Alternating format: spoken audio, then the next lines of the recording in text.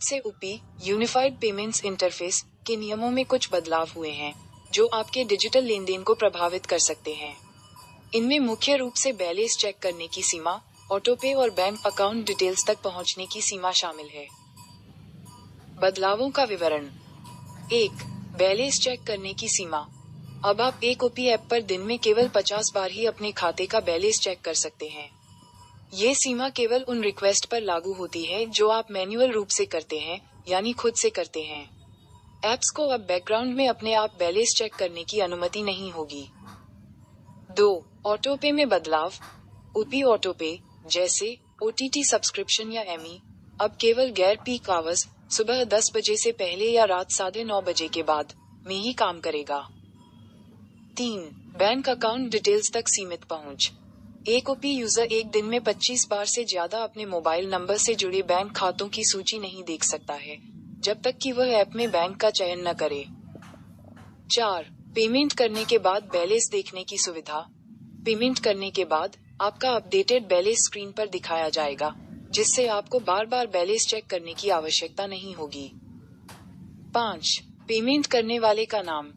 अब जब आप किसी को पैसे भेजेंगे, तो उसका नाम आपको दिखाई देगा, जिससे आप ये सुनिश्चित कर सकते हैं कि आप सही व्यक्ति को पैसे भेज रहे हैं। 6. भुगतान की सीमा।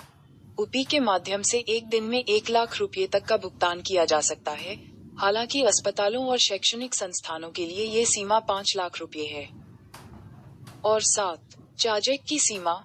एक महीने में 30 दिन में 10 बार और एक व्यक्ति या संस्था से 5 बार ही चार्जेक मांगा जा सकता है। इन बदलावों का आप पर क्या असर पड़ेगा? 1. बैलेंस चेक करने की सीमा का मतलब है कि आपको अपने बैंक अकाउंट का बैलेंस चेक करने के लिए अधिक सतर्क रहना होगा, खासकर यदि आप अक्सर बैलेंस चेक करते हैं। 2. ऑटोपे में बदलाव से उन लोगों को परेशानी हो सकती है जो नियमित रूप से ऑटोपे का उपयोग करते हैं, लेकिन इससे सिस्टम पर लोड कम होगा। 3. बैंक अकाउंट डिटेल्स तक सीमित पहुंच का मतलब है कि आपको अपने बैंक खातों की सूची देखने के लिए अधिक सावधानी बरतनी होगी। 4.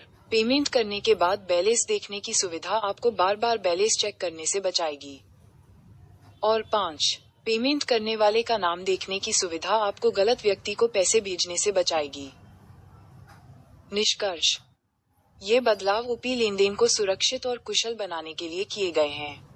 हालांकि आपको इन बदलावों के बारे में पता होना चाहिए ताकि आप अपने डिजिटल लेनदेन को आसानी से जारी रख सकें।